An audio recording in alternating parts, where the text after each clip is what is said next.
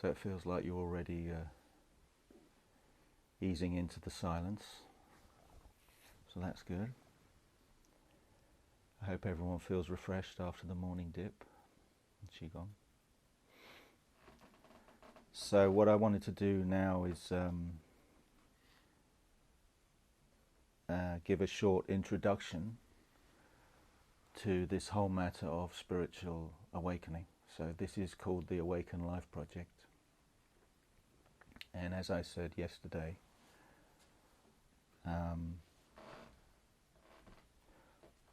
in terms of a men's retreat, what makes what we're doing, what I'm doing different from a lot of other men's retreats of different kinds is the context. And the context being one of spiritual awakening as opposed to personal development or self-improvement. Okay, so get the idea. Can you open your eyes, Michael? Yeah. Prefer if you guys open your eyes while I'm speaking.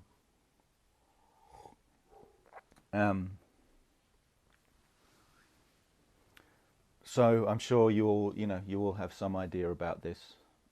Otherwise, you probably wouldn't be here.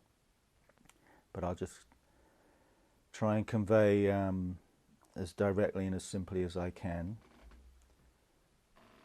what that context of awakening is, and then the whole idea of today is to really just forget about everything else, including being a man, and just sink in to that reality and that depth. So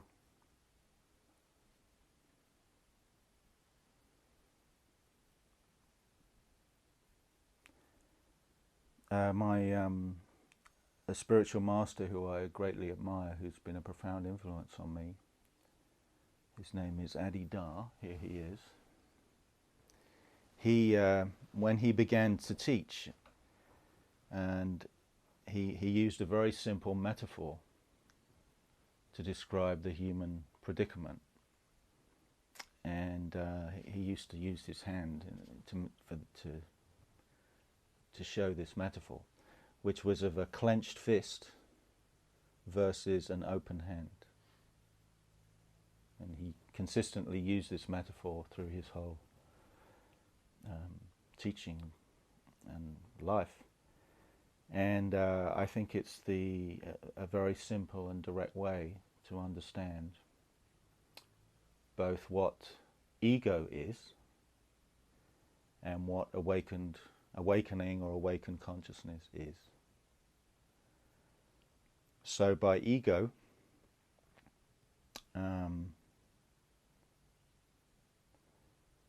I mean the illusion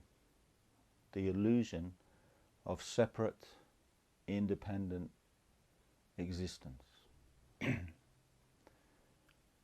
So in any other context besides the context of spiritual awakening, that is not presumed to be an illusion. It's presumed to be who I am. I am Pete. I was born in 1965. I am British. Let me tell you about all the experiences I've had. I'm this way, I'm that way, I'm good at this. You get the idea? So the whole personal identity and the whole personal story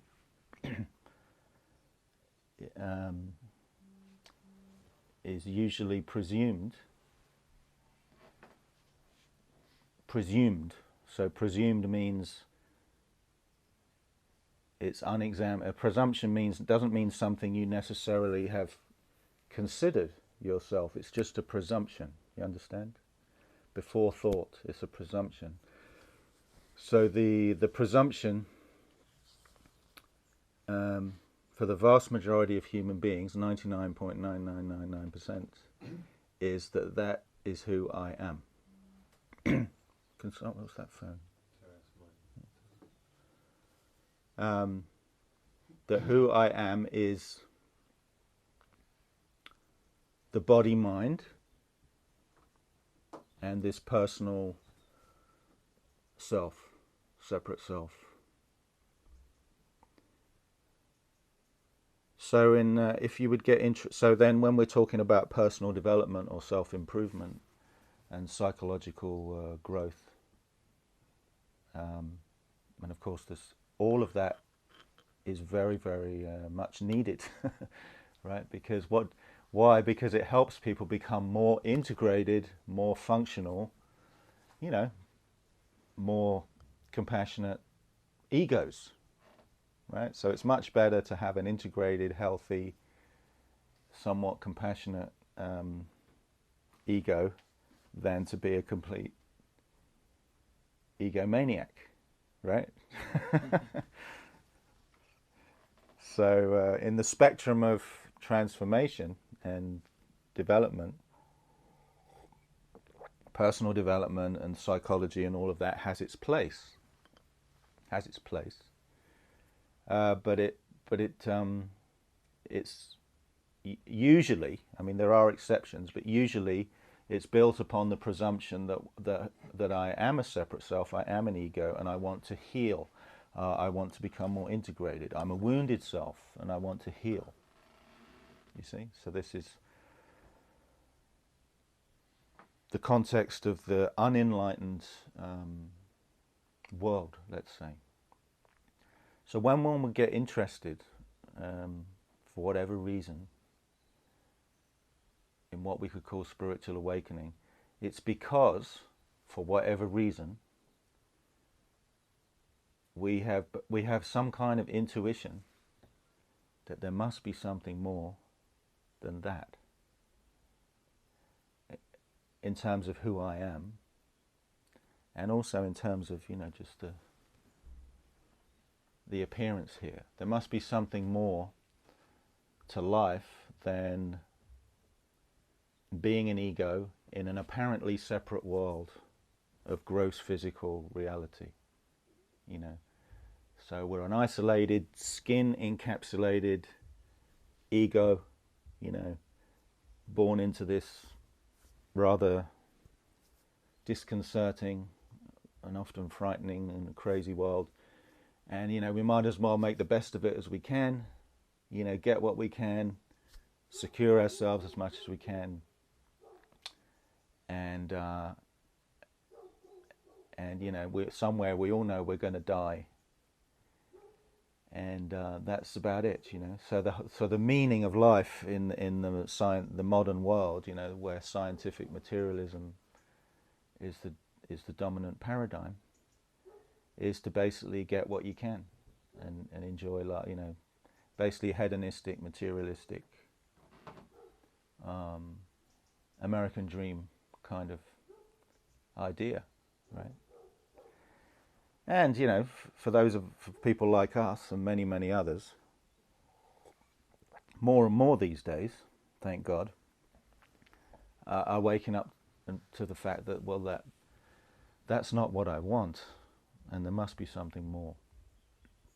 So inherent in the journey towards spiritual awakening, there's what we could call a positive disillusionment with life as we have lived it, and the life as it is usually lived. And I say positive because many people, many intelligent Westerners, I'm just talking about Westerners because that's what we are, but there's many intelligent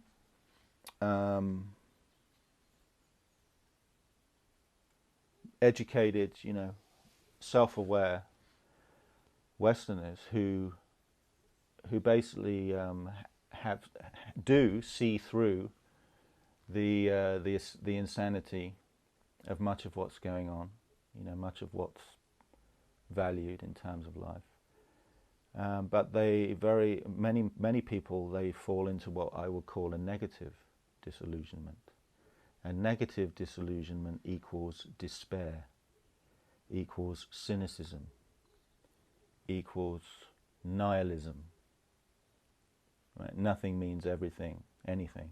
There is no meaning. Everything's a lie, you know.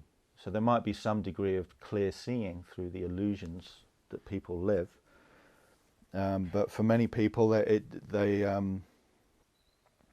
they collapse into this negative disillusionment, and it's often very. It can be very self-destructive, you know, nihilistic. You know, we all know what the most extreme forms of that negative despair and cynicism can look like. But it can also be a pose, you know, of a kind of superior, you know, I know what's really going on, or I'm not really conforming to the values of society, you know, I'm beyond that. But there's no real discovery of what truly lies beyond that. You understand what I mean? So you give a negative sort of disillusionment, cynicism, nihilism, irony. It's very common in the UK, where I come from. But there's no genuine movement into a higher and deeper context for human life. So all of us who are interested in spiritual life, we go through a process of disillusionment. You might see in your own life that maybe you veered towards negative disillusionment, or you know people who kind of inhabit that side of it. But then for those who begin to intuit and long for that which is higher and deeper, that's really when the spiritual, what we could call the spiritual path, begins. Is when there's that longing for what lies beyond this positive disillusionment. And so what do we begin to get disillusioned with or by is this.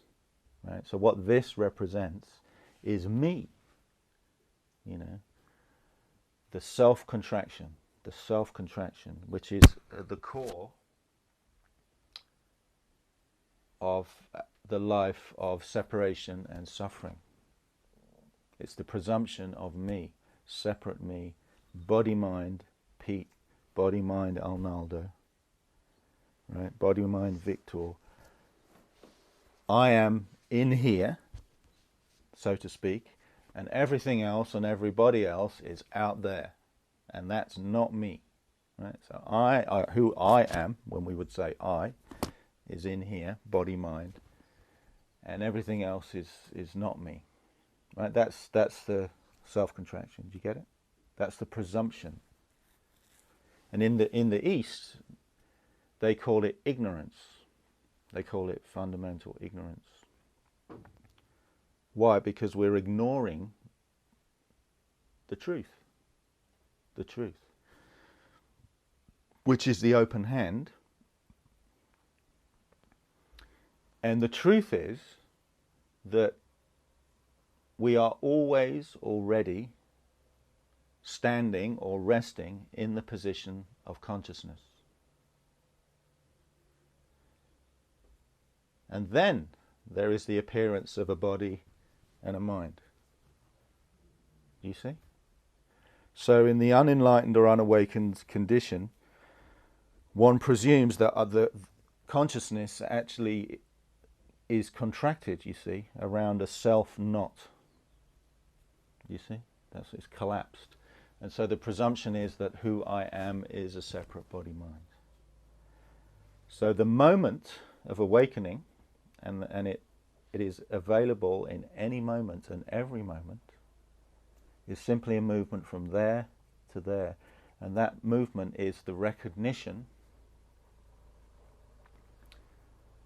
that who I am, right? What is the I? It is not the body. It is not the mind. Right? Because the body and the mind and the world, by the way, appear to consciousness. There could be no experience of a body, mind and world without a perceiving consciousness. Do you see? So we can say my body, my mind, the world. Why? Because they are perceived to be objects to consciousness. You understand? So, but in the self-contraction, the presumption is that the I that perceives body, mind, and world is the body, mind. You see, I am the body, mind, and then here I am perceiving all of you in the world. You see. So you could say, so the actual one way to illustrate the human condition, which I just thought of in this moment, is like that. You see, the truth is that everyone, every being actually, but let's just talk about human beings. Every human being is always already resting, standing in the position of consciousness itself, undifferentiated consciousness, all-inclusive consciousness. In that consciousness there is no exclusive identification with a body and a mind. There is a location, we could say, in time and space. There's a point of consciousness here. There's a point of consciousness there. Do you see what I mean? You're perceiving the room from a different point of view, so to speak, right? There's points of view, points of consciousness here. But the consciousness itself is not limited to or identified with a body and a mind. You with me? So that's represented by the open hand. So that's actually, according to those that have realized this, and according to all the spiritual traditions and religions, actually, you will find this revelation is at the heart of all of them. So our actual condition is one of prior unity. There's only one, right? We've all heard it before, there's only one. But, so everybody's already enlightened, basically. Everybody's already awakened. It's always already the case. The absolute truth and reality is always already the case. I mean, think about it, that has to be the case, right? Because if it's not always already the case, then it's not always already the case, which means it can't be reality. It would have to be something the mind creates. Do you see? So whatever the absolute truth is, the absolute truth of existence and of our being is, it must be always already the case. Does that make sense to you? It's not something you can create. It's not something you can find. It's not an object. Oh, there it is. Now I found it. Enlightenment. It must always already be the case. That's what the open hand symbolizes. But then, of course, you see the 99.9% of humanity don't even know this is the case. And this is why it's called ignorance in the East. You see, so everyone's like that. And completely ignoring where they're actually resting and standing all the time. You see, now that's the insanity of the human condition. Right, so everyone's like this. So you could say one way to illustrate the spiritual revelation and journey is that the apparently separate self or body mind awakens to its identity with that true nature that transcends and includes all. You with me? So it's that movement.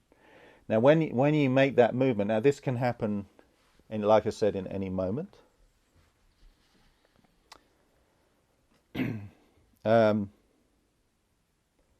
You're still here as a body mind, right?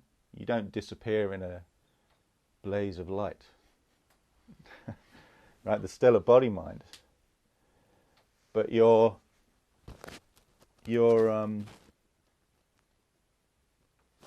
sense of self, let's say, your identity, your sense of self, is not limited to a body mind, and is not limited by your apparently personal story, right? Because we all have a personal story, right? We could say that's relatively real. You know, you could look at a photo album and go, yeah, there I am in, I was there, I was with that girlfriend, and, So it's relatively real. You don't have to deny that. And here we are, Spanish, British, Portuguese, with all the ways in which we're different, right? So all of that is relatively real, right? Relatively real. But it's not absolutely real. You see? It's only real in relationship to something else. You see? So when we make that shift to whatever degree, we're still here, we can still call each other our names, we don't have to say hello,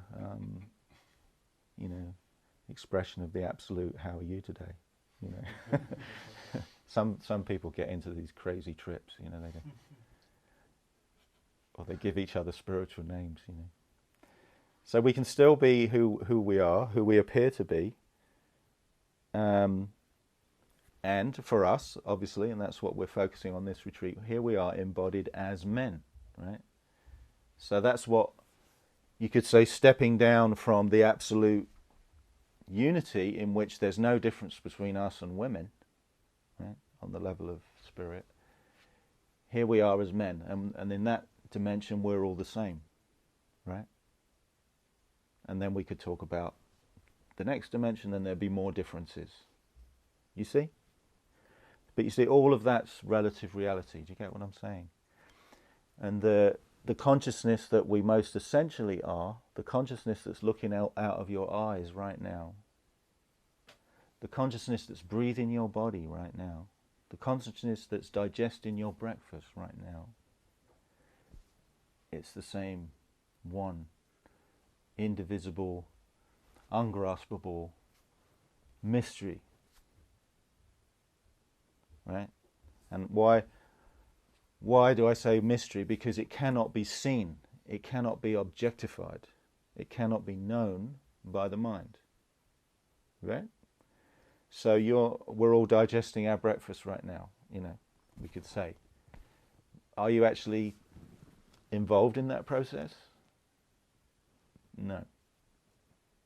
And the body's breathing. Are you actually breathing? Are you actually breathing? No. The body is being breathed. So on that level, we can kind of accept it usually and go, okay, I'm not focusing on every breath. I'm not making my body breathe for an action of independent will. Okay, so I can accept that. I'm not just digesting my food. There's something just happening. Yeah. But when it gets to the level of our subjective identity in our mind, what we call the mind, it's much harder to accept that there's nobody in here. There's no independent personal I thinking, living my life. Okay, so this is really why it's good to meditate.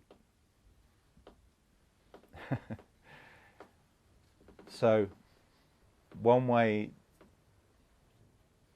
so the context in which I teach meditation and the context in which we practice it in this project, it's not a technique. It's not a means to get somewhere. It's not to experience any particular state of consciousness. Right? It's simply to make this shift. Right? That I'm illustrating with my hand. Now, like I said, sometimes it can just be a very direct recognition, like, oh wow, I get it. Right? But then usually it'll go like this again, snap back in. Wow, what was that? and then it can go like this, more gradual, so you gradually start to free up your identification with all your stuff, that's going on internally, and you start to experience more space in relationship to your mind and emotions. You see, so we could make that a more gradual opening up.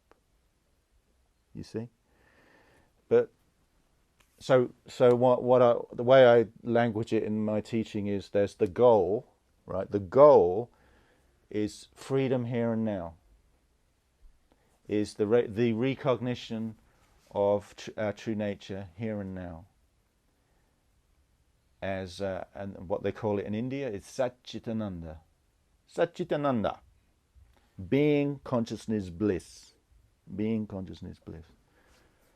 And in that recognition, there's no problem, there's no separation, there's no time. Everything simply is. And there's the recognition that the present, what we call the present moment, is actually the only moment that exists.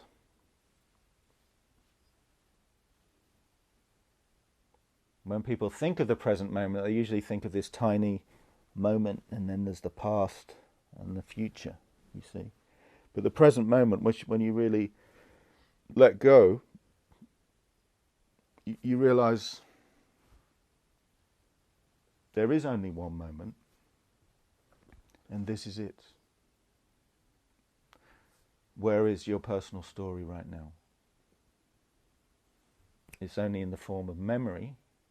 And what is memory? It's like pictures in a photo album. Our memory is usually very selective, have you noticed? Mm-hmm. Especially when you meet someone, you're sharing memories, and you often find, wow, it's interesting, I remember different things than you did. Is it very ephemeral, very elusive, it's just impressions in the brain. Right? I hope that's not too shocking to let in. So that means your whole personal identity, right up until this moment, is just a bunch of impressions in the brain. When I say in the brain, that arise in consciousness. And similarly, the future obviously doesn't exist yet, does it?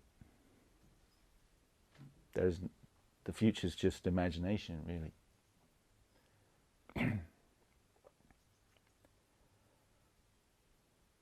So, if we want to awaken, right? And by the way, awakened consciousness is the source of true happiness. Why? Because we don't need anything or anyone to be who we are.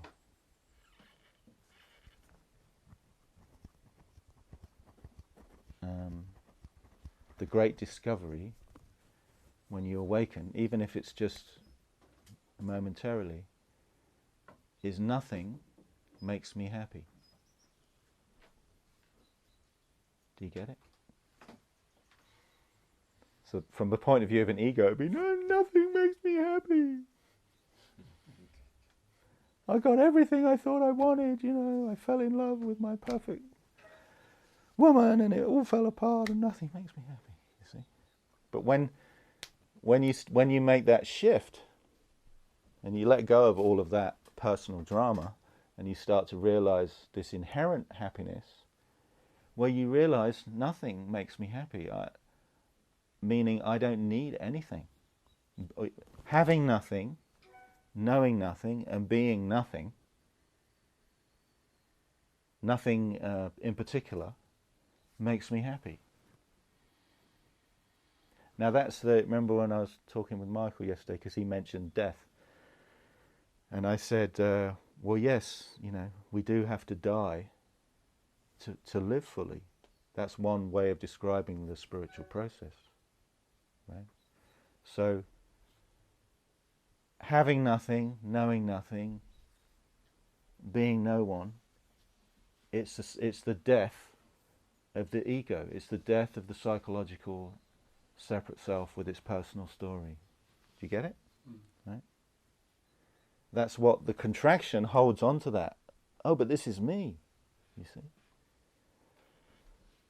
So this whole process of awakening, of letting go, is a death. It's living death. Living death. But it's actually a very, very happy affair. That's the thing. It's very sweet to die, actually, while we're, before the body dies. And then in terms of physical death, right, that is the fear of death and physical death. That is the fear that is underneath all other fears. All of our fears, all of our psychological fears. I'm not talking about the fear that comes up when you step into the street and there's a bus coming, and right? That's instinctual fear. We need that one. But all psychological fear, all of it, is rooted in the fear of death. If you take this process all the way, right? So when I say this recognition, or what Adidar called radical understanding, right? Radical means at the root. It means you cut it through the illusion at the root, right? That's available all the time. That's what I was saying is the goal, right? So there's the ever-present goal. It's not off in the future somewhere, right? You don't score the goal or discover the goal by seeking.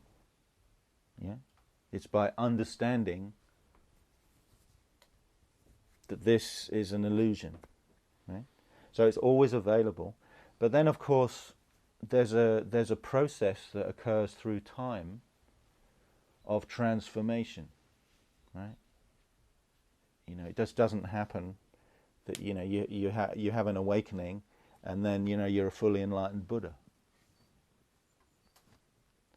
It's not how it works, because there's a lot of karma. You see, there's a lot of momentum in this contraction. There's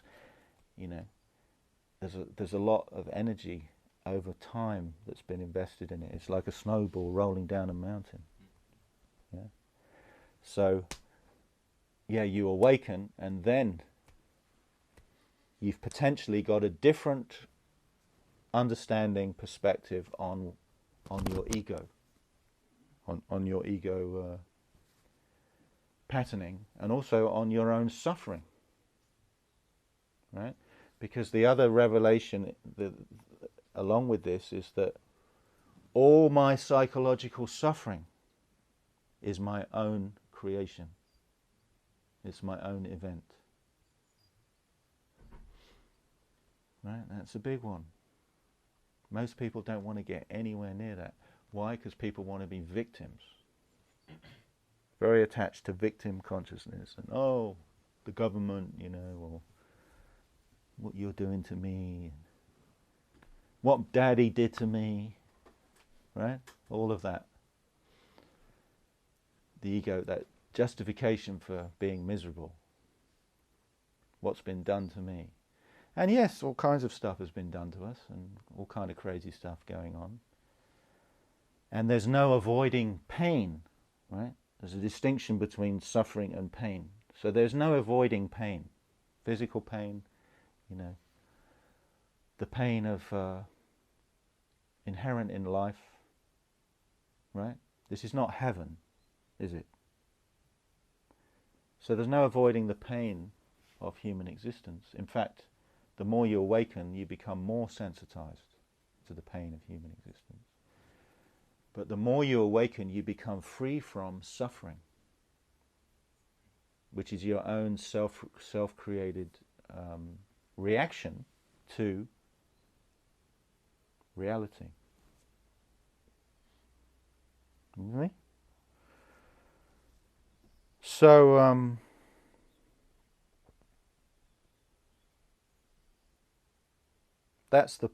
that process of,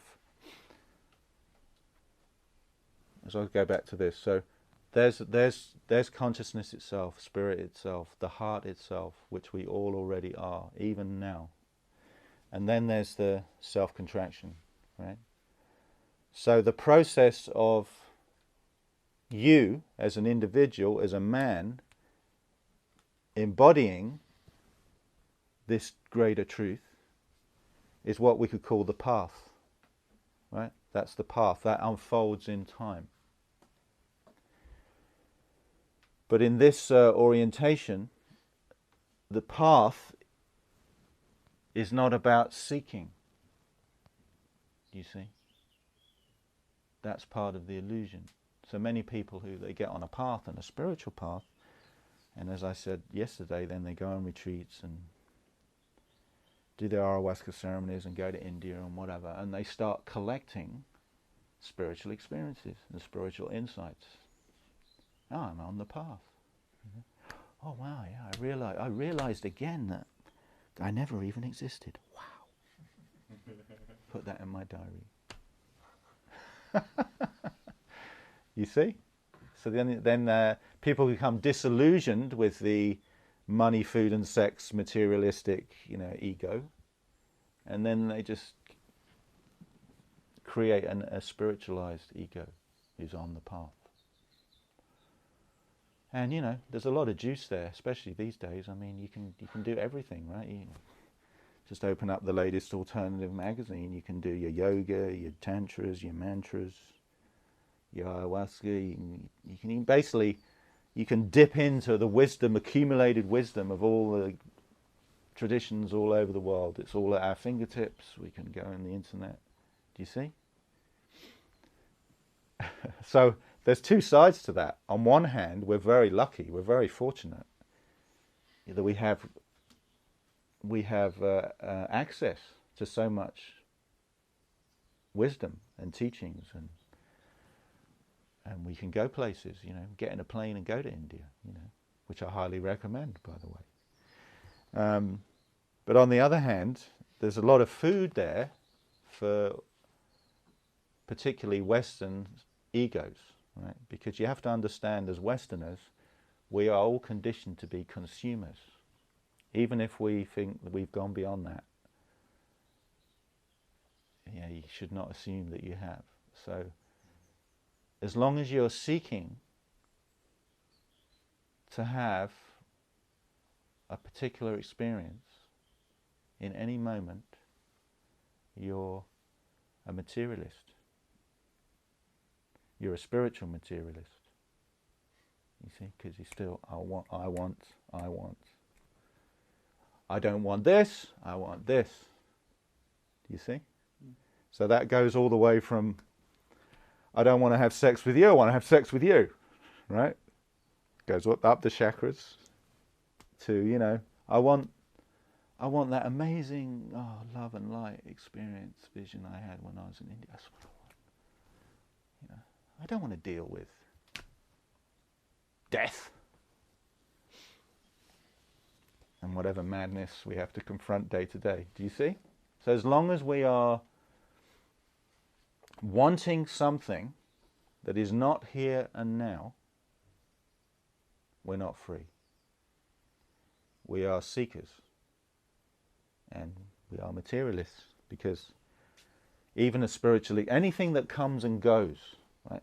Anything that comes and goes. Let's, for the sake of this discussion, let's call it an object. It can be a gross object, like this body, or it can be a subtle object, like a thought, or some very profound state. It can be a vision, right? So there's the whole range of experience, from the gross to the subtle, from the very gross to the very subtle. And what if we all on one level know this is true now, that even this is just, there's nothing here really. There's only energy, there's only frequency, and what we regard as matter is just a densification of light, right? Like I was saying yesterday, everything is actually that white light, and everything we perceive is a modification of it. So there's the gross physical, which we all experience day to day, and we all say this is real, this is the world. And then there's the whole subtle, the realm of the subtle, and there's many levels to that. And the subtle levels are much more extraordinary, right? Not everybody's awake to them or experiences them, right? So most of spirituality, most of what's called spirituality, is just fascination with subtle experience of one kind or another. And, most of us, we have to go through that as part of the journey, but then if you're lucky, you'll get positively disillusioned even with that.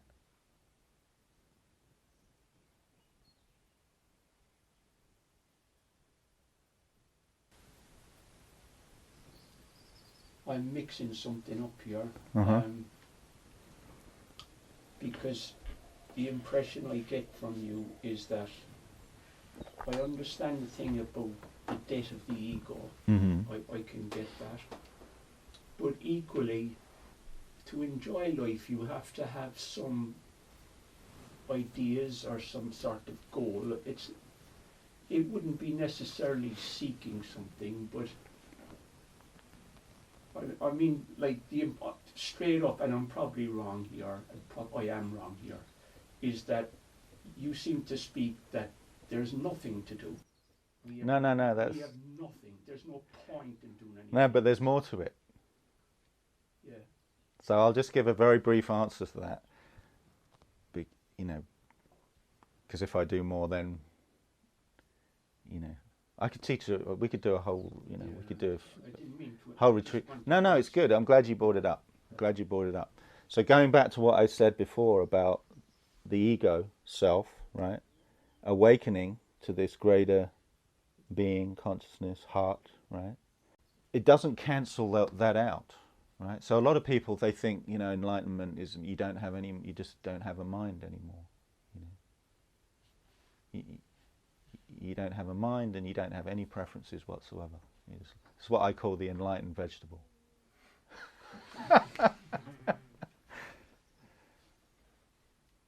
Would you like coffee or tea? Whatever you like, it doesn't make any difference to me. This is a very common misunderstanding. But there are some people like that in India, though, so they kind of give that impression. But the thing is, let's just look at desire, right? So many spiritual teachings, most of the traditional spiritual teachings, the emphasis or the message, is that desire, wanting, in that sense, is egoic, right? And whatever spiritual freedom and liberation would have something to do with desirelessness. This is very common in Buddhism, this idea, desirelessness, no preferences, right? So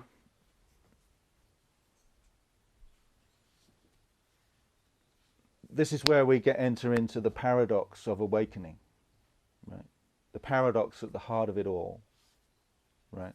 So that the pure being consciousness itself, the heart that you are and I am, is already full and does not need anything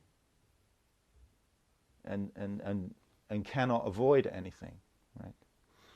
So that's what we could call the awakened ground or awakened heart, and that's what the practice of meditation, it's all about falling into that, right?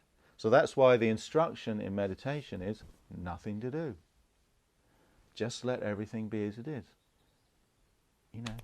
thought train's coming along, don't get on the train.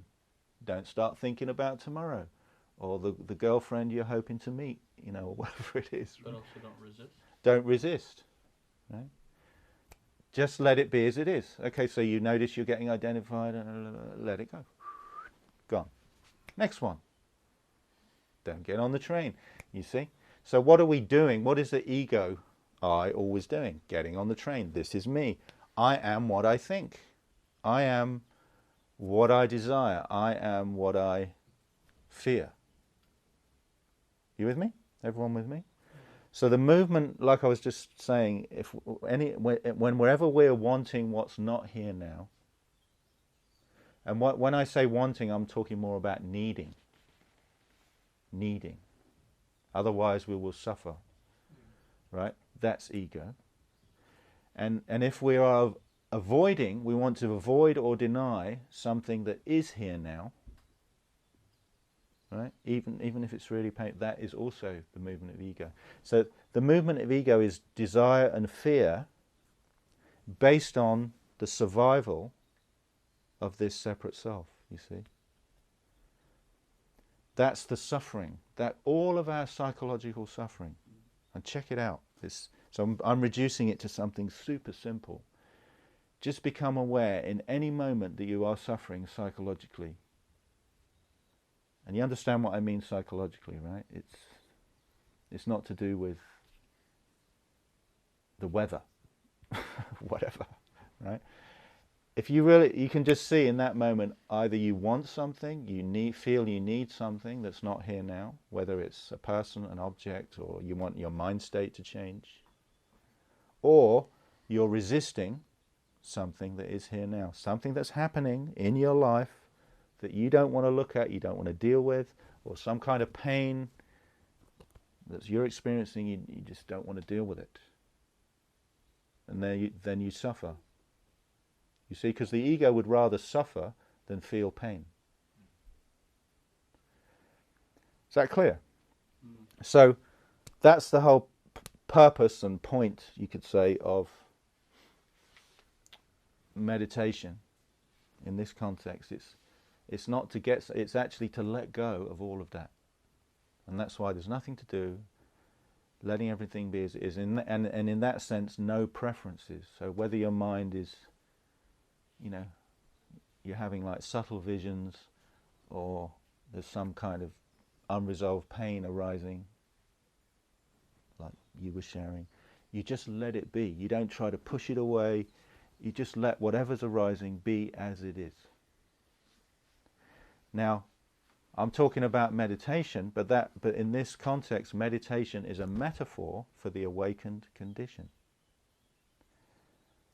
The potential is that you can live in that condition fundamentally all the time. All the time. Facing everything, avoiding nothing. Fundamentally being at ease, deep ease, whatever's happening. Right? So even when things aren't going your way, there's shit hitting the fan, there's stuff to deal with, you don't lose your ground. Right? You don't start reacting. Right? So what does the ego do? Reacts. Yeah? So there's a distinction between reaction and response. Do you see the point? So bringing this back to what you brought up. So reactivity, emotional reactivity, dramatization. Well, I don't like this. I want, gimme, right? I'm just exaggerating it because it is like a little kid, actually. Most of us haven't grown up fully. That's the self-contraction, right? And any desiring that is sourced in the self-contraction is seeking.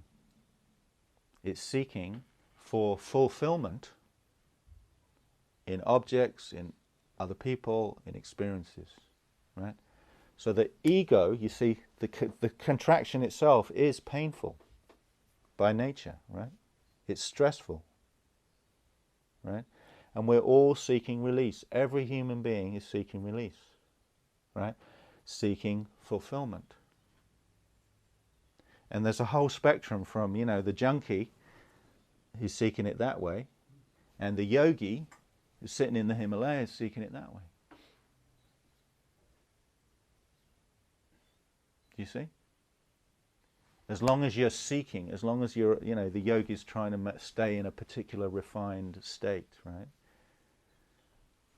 It's still seeking. And whatever you apparently get, whether it's the heroin injection or you meet the woman of your dreams or, you have some samadhi state where no thought is arising, as long as you're still embodied, as long as you're still associated with this body, that experience will come to an end. Right? What experience? Every experience. Okay, yeah. No, well, in this case, I'm talking about the experience of relief, of momentary fulfillment, or however long it lasts, right? Because we're all seeking. Egos are always seeking. What are we seeking for? Release from this. Every human being is seeking release from this, right? So in that sense, every human being is seeking God. But most human beings don't know it. So what are they seeking through their drugs, through sex, through romance, through, accumulating stuff? It's release from the tyranny of me, right? So why is it in France they call orgasm le petit mort, right? The little death, right? Because you disappear for a second or two. And, when you get something you want, you finally get the Porsche, Wow, yeah, man, you're in the car. And it's like, for a while it's like, you forget about your struggles and your suffering because it's like you got something, you got what you really wanted. Same with spiritual experiences, right? But as long as we're seeking, we will always fall back into the self-contraction, you see? Because whatever fulfillment we do experience, gross to subtle, it will come and it will go. And then when it goes, we're seeking for the next thing.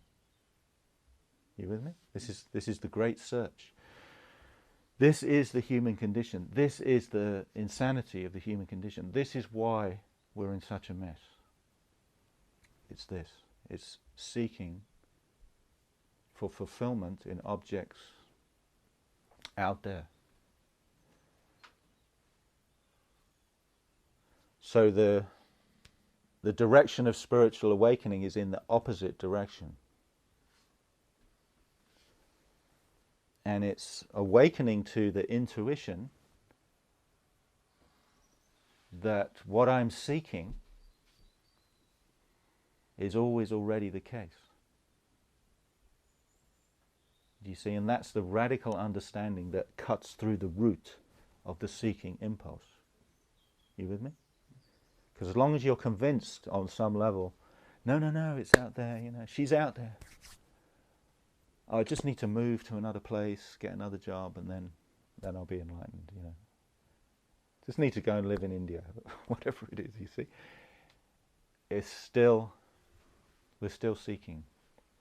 So the positive disillusionment that I was speaking about,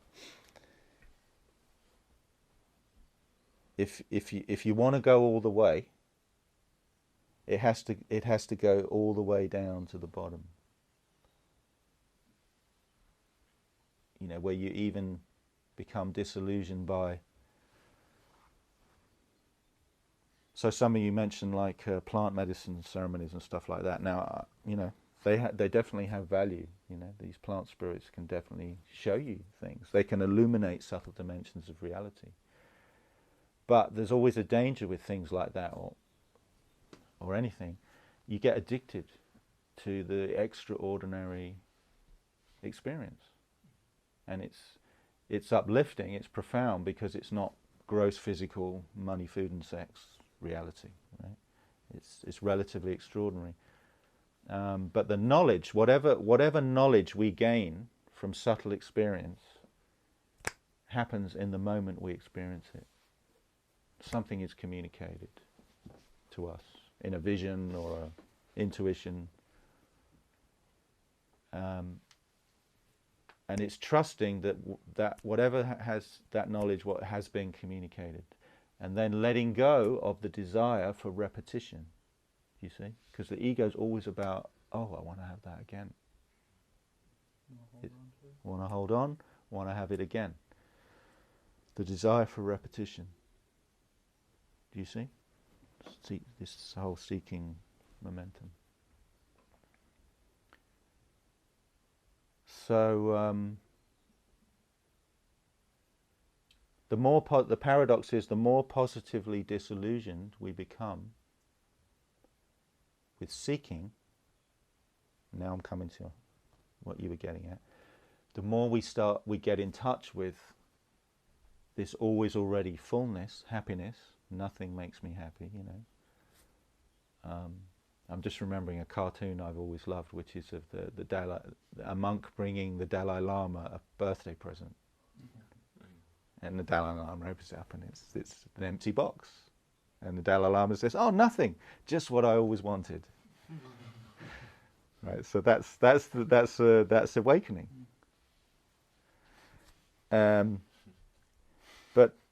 But the thing is, when we discover that, we don't become an enlightened vegetable.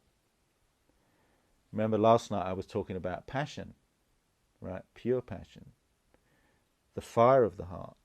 So out of that pure beingness, that deep peace, that deep, I don't need anything to complete myself, right? Then your cup starts to overflow. And so there's response, you see. There's response to life. There's creative response to life. Then there's desire, right? You still experience desire. But then your desire is what I would call love desire, or pure passion, because it's not sourced in a separate self. It's not about getting from me. Mm-hmm. It's about the Great One, which we all are, coming through your body-mind, right? And then there's something to do here. There's a lot to do. Lot to do. Yeah. And there's an inherent kind of demand, you know, it's kind of overwhelming, can be. That's my experience. But you see, then your doings, and every individual will be moved to different kinds of doings. This is the beauty of it, right? If we would all realize this enlightened condition, right, together, on the deepest level, we'll recognize that we're all the same, that I am you and you are me, you know, and there'll be complete unity and love and trust and care, right? But then in terms of what we would express as individuals, it would be very different. And that's what we need. And that's beautiful, you see. And that's also when you get interested in awakening, you become very curious about that, you know. Who am I? What am I here to do? What am I? We all have different gifts and characters, you know. What is the fulfillment of my individuality, you see, when it's about giving and not taking? So in that side of the paradox, you see, there is to do, you see. You've still got a mind, right? But then the mind becomes your servant. It doesn't become this thing that's tormenting you. Yeah. You become master of the mind. The mind is a tool. We all need the mind. For planning, for discerning, for discrimination, for creating, right? It's a wonderful thing. But all this time we spend thinking about ourselves, worrying about ourselves, how am I doing? That's not the enlightened use of the mind. That's the narcissism of the separate ego, worrying about myself. Do you see? So meditation can help us clarify our relationship to the mind. It's not about getting rid of the mind. The mind is not the problem. Our emotions are not the problem. The world is not the problem. The problem is this. Fear. Yeah, it's all founded on fear. See, I got an attack last night. You got an attack? Yeah. About 3 this morning I woke up and my thought was so strong. And it's my ego, this guy that sits here on my left shoulder. Yeah, he's always on the left shoulder. Yeah. Said to me, you had a right cheek last night talking about abundance. Right? Oh, you shouldn't have revealed that. Well, it was really interesting because you just spoke about the mind there being in control of that type of thing. And like, so this negative voice had a point really, because it's grand to say that you have abundance. But really, like, what does that actually mean? Because if I have lots of money, I'm comfortable, I'm abundant, I can give. But if I don't have something, now where is your generosity? Do you know, I think that's what it was actually saying to me.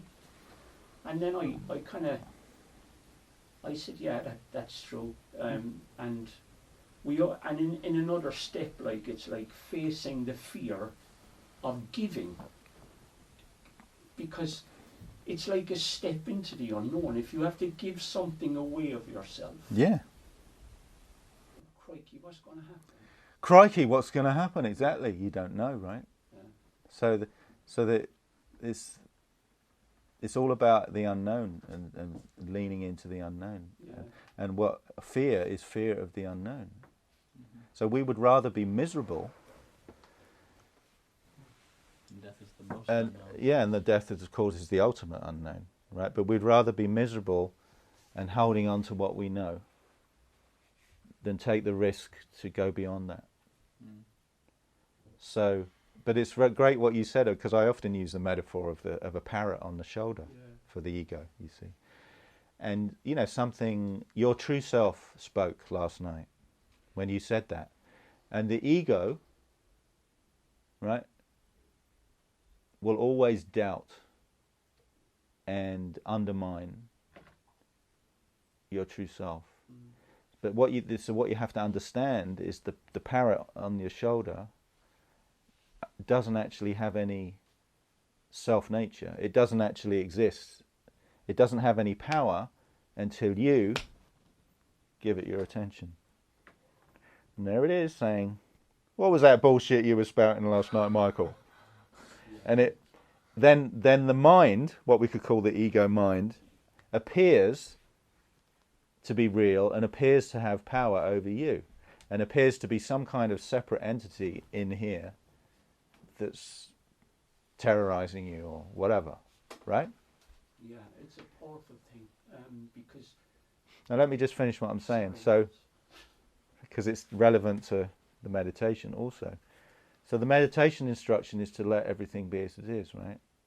So that means when the parrot starts talking, you don't turn your head, you see. And eventually the parrot will give up and die. It's a dead parrot.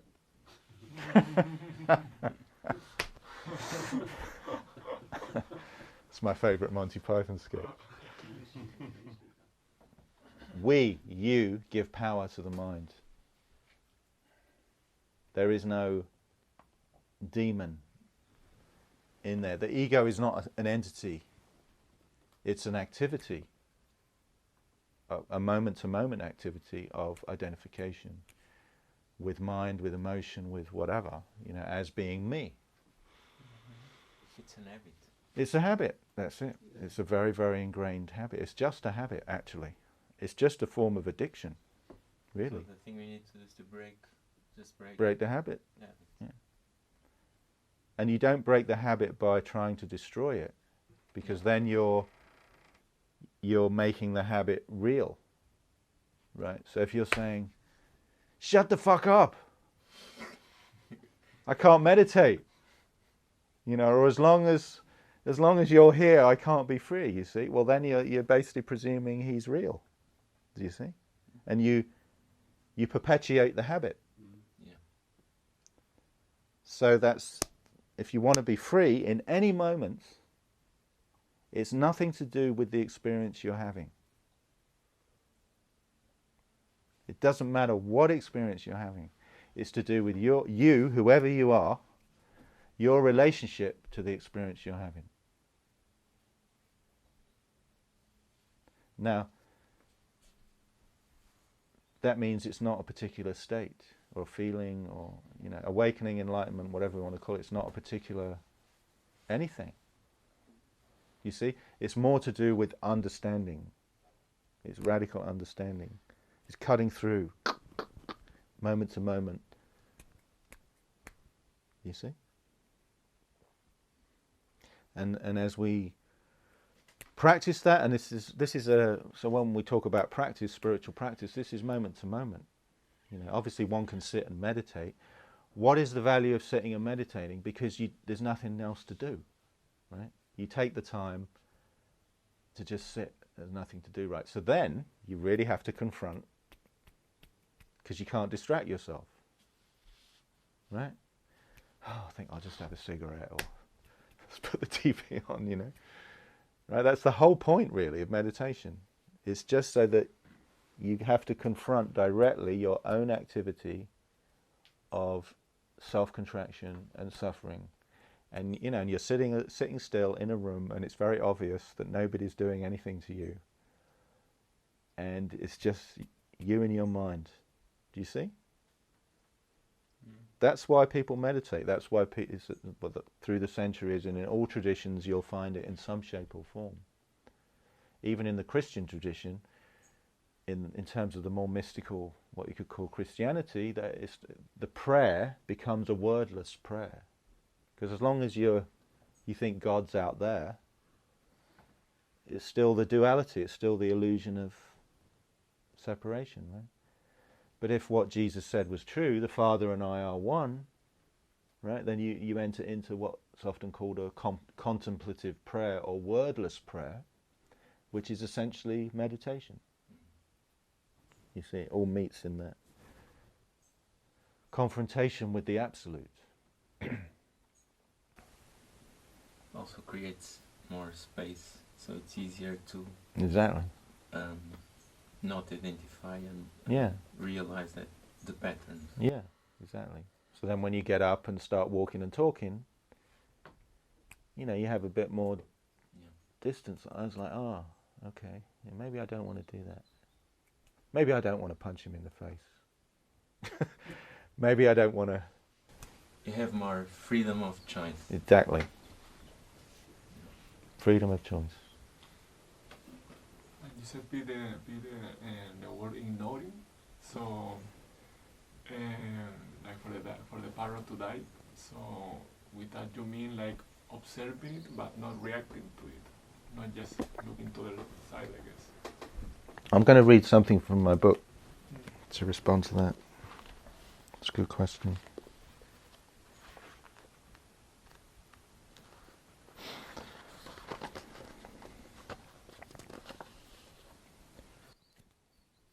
So there's some meditation instructions that I'll give to you in a minute.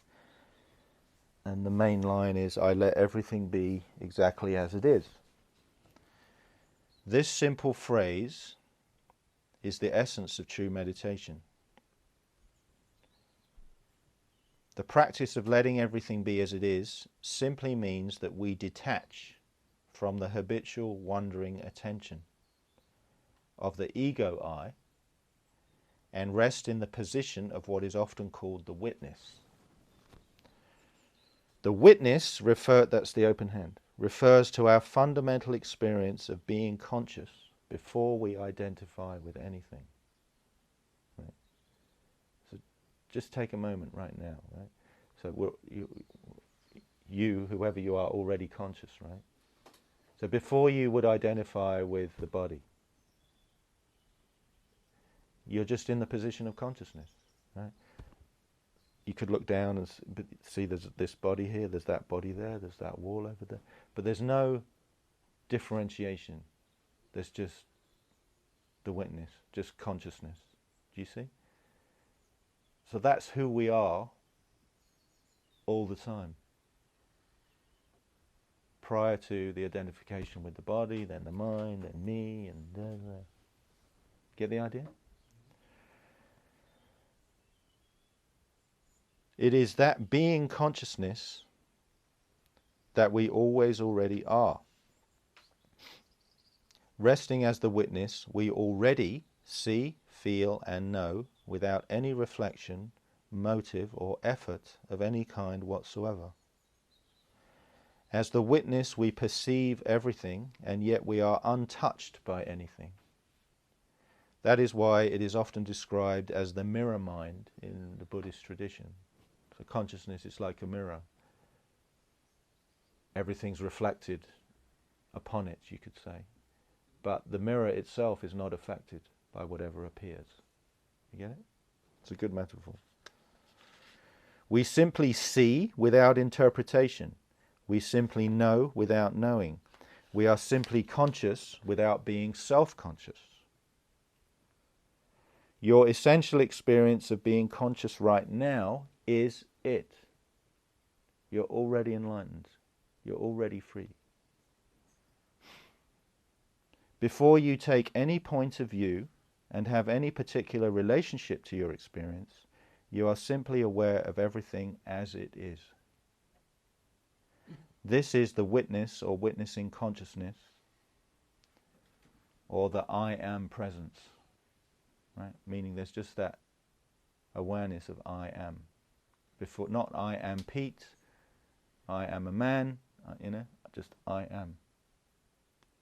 That's the irreducible being consciousness of every being, actually, not just every human being.